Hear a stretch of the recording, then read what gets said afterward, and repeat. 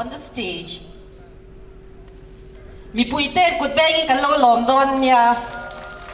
In lo da mem Lawngtlai ga boy di ron kal na anuam Ziang nei. Dalan nung ber Bawihtuai ti kalau sa anga atang po kan sel amtra.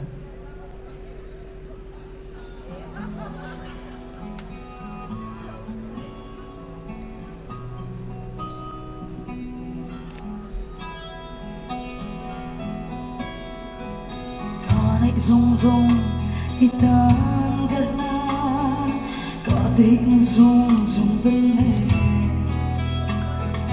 itan galan chợt tục lâu lâu nghe đến dân tuy hồn cầm mong mặc sẽ qua lâu đây gắn gắn thì mây tu đắm đi lẽ bối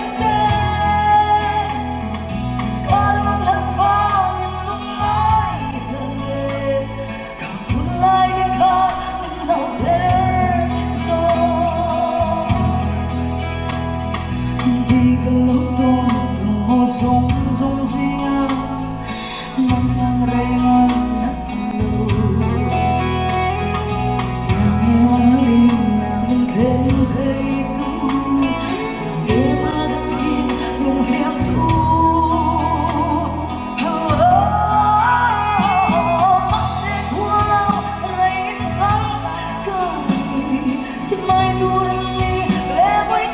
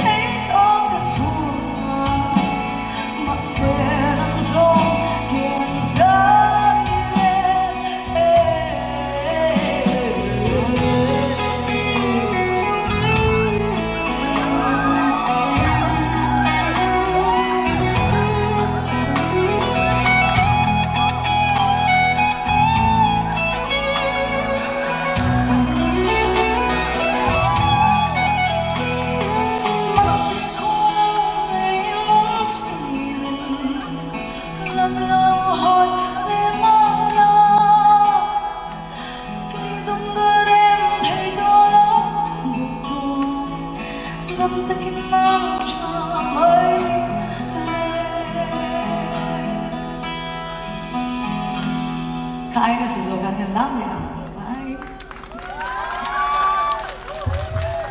Miss Zaii Hauchhum, Zaithiam le mai nakina ai warzokin mi puite lam thei turin aron perform le don ani